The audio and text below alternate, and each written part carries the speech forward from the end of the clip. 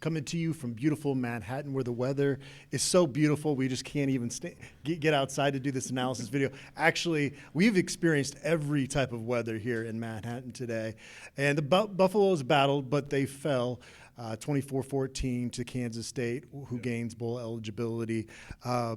But yeah, I mean, we started with a lot of rain, and then it transitioned to snow and then wind. The sun tried to peek out there for a little bit, and then as we were getting set up to do our analysis video, I mean, there was massive structures being blown around down on the field. So what were your main takeaways from the season finale in 2025? Well, first off, and I asked Coach Prime this, and I understand him saying it's not really a consolation, but I was impressed by how much they fought in this one. I mean, I think a lot of Buff fans were checked out. I would guess a lot of Buff fans were checked out. At least a lot of them had given up on this team, having any hope to win this game. And I picked a blowout loss. I'm listening. I was going to the bathroom before the game, and in the bathroom you hear the radio people for K-State, and I hear all their predictions, and they're all picking a blowout. I mean, the Buffs were 17.5-point underdogs. I mean, most people were expecting a blowout, and there they were once again in this game, 17-14 in the fourth quarter.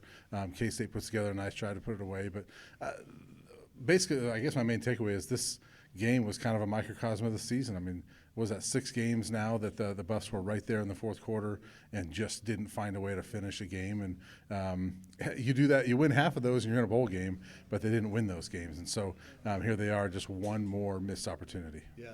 Had you told me Colorado would have 2 more yards than Kansas State and they would have 0 penalties in the game, I would have found that hard to believe.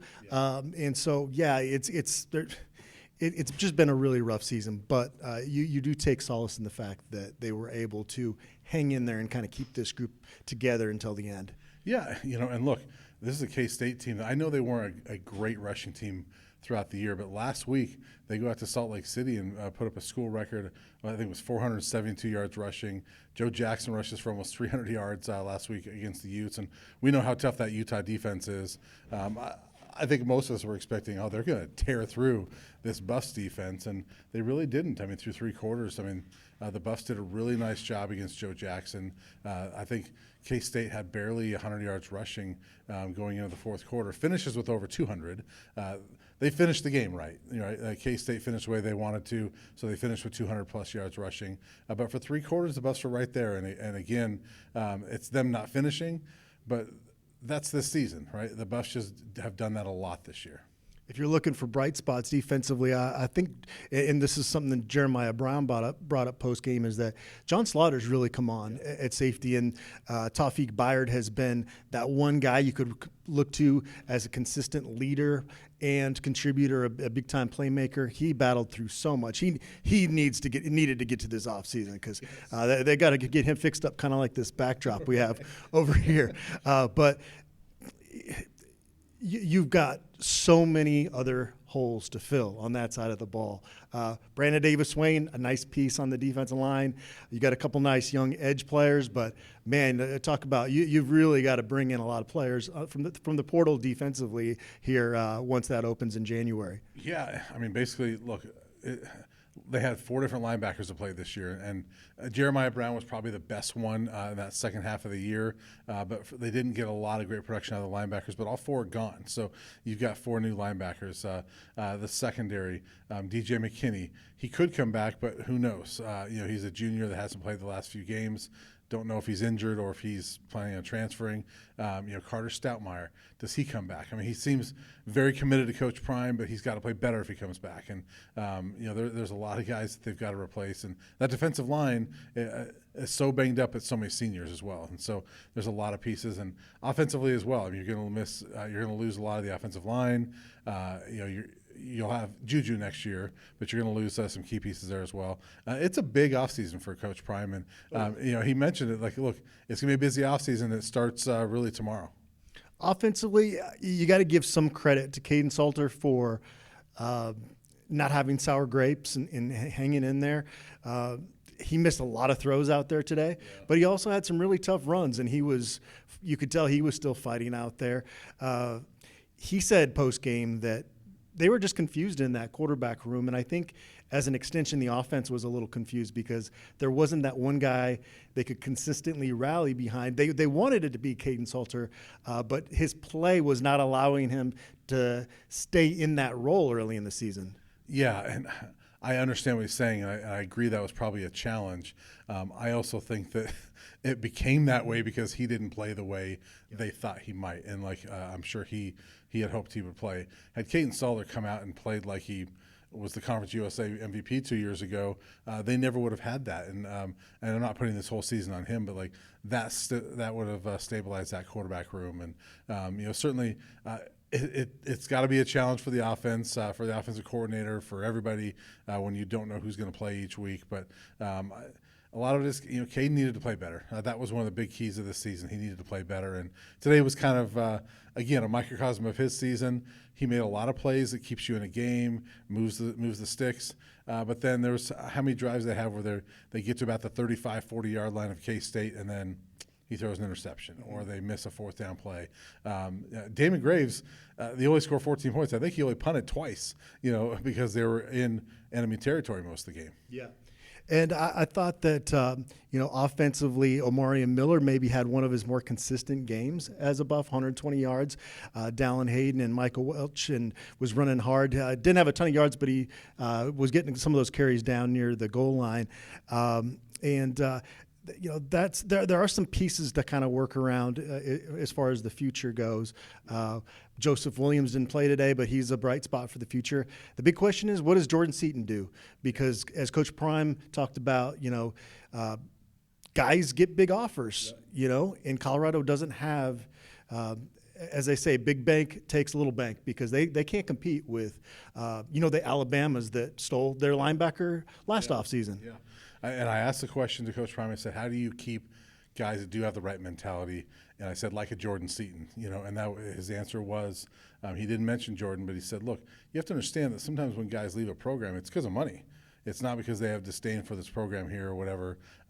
He may have been talking about Jordan.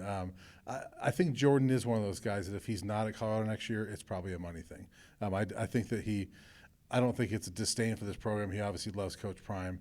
I think he appears to be enjoying being a part of this program as you see him at Thanksgiving, things like that. But there's going to be a lot of money thrown at him in this offseason. I'm not sure the Buffs can keep him, and that's going to be a shame if they don't because he would be a huge piece going forward. Coach Prime told me that he's already figured out what changes need to be made, and he's vowed that they're going to make those changes pretty quickly. And I think that's important because, you can't even make decisions quick enough for that early high school signing period. But by the time the transfer portal is open, you got to be ready to hit that recruiting trail running. Yeah, for recruits that are going to come in here, they want to know who's going to be the offensive coordinator, who's going to be the quarterback coach, who's going to be my position coach. And so we know there's going to be a new running backs coach. At least that's what the reports are, and Coach Prime seemed to confirm it at that team meeting that was posted on Well Off. I asked him about it today. He's like, well, I'll let Marshall do that. But Coach Prime seemed to confirm it, right? We expect Marshall to be named the head coach at Southern. Great for him, but the Buffs are going to need a new running backs coach. I thought he did a good job. We've talked about it, but he did a good job with that group that's really two scholarship backs were left by the end of the year.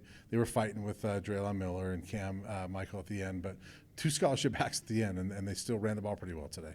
Yeah. Coach Prime looked us in the eyes and basically vowed that this will not happen again under my watch. He won 9 games last year, brought a Heisman Trophy, helped bring a Heisman Trophy to Boulder. He deserves an opportunity to get this right.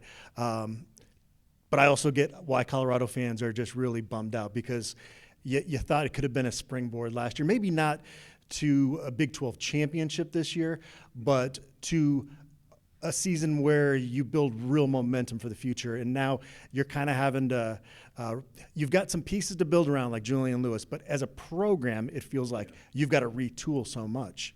Yeah, and I'm never a fan of a coach has one bad year and they need to move on from him. I think a coach deserves an opportunity, especially a program like this, to fix it.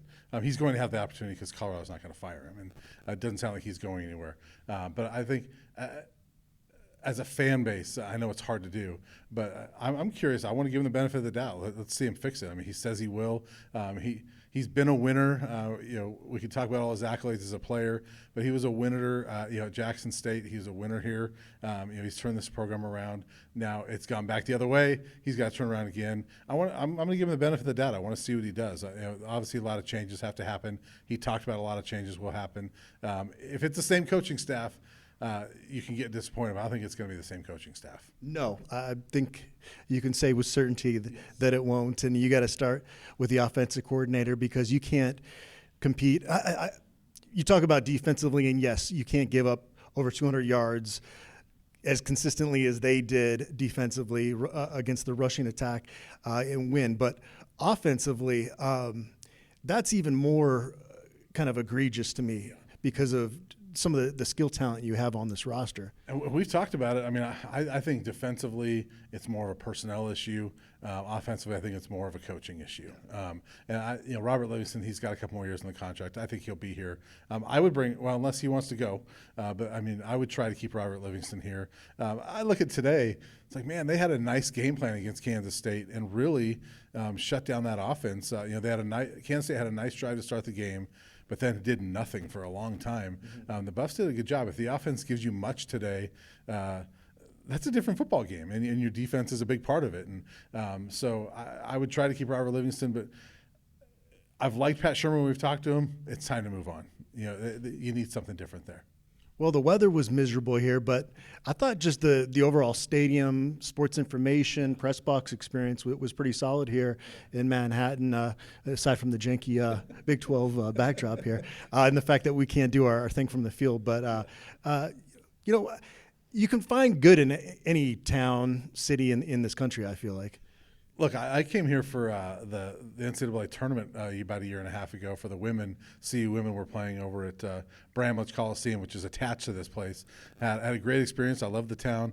It was super cold that weekend as well in March. It's a cool town. It's in some ways I miss the Pac-12. In a lot of ways, I like the Big 12. I like towns like this. I like these college towns and where they get behind their team the way they do at Kansas State. And it's a cool stadium. I thought it was a fun stadium, and it didn't turn out well for the Buffs, but it was a cool environment. Well, we transitioned from season mode to off-season mode, but it's not really an off-season because, again, Coach Prime said those changes are going to be made pretty quick. We've got the high school signing period coming up. Before you know it, the portal is going to be open. So I'm sure we'll catch up down in Boulder over lunch or over Zoom. And this is going to be, like you said, just such a critical off-season. And I think that OC hire might be the most critical hire of the Coach Prime era. Yeah, I think so. That's going to be huge, and obviously what they get in the portal, they've got to get better quality in the portal than what they had last year, better leadership than what they had last year, and so it's a huge offseason. I know we're going to do a lot more analysis videos because there's going to be a lot to talk about. Yep. All right, signing off. Colorado has concluded its 2025 season.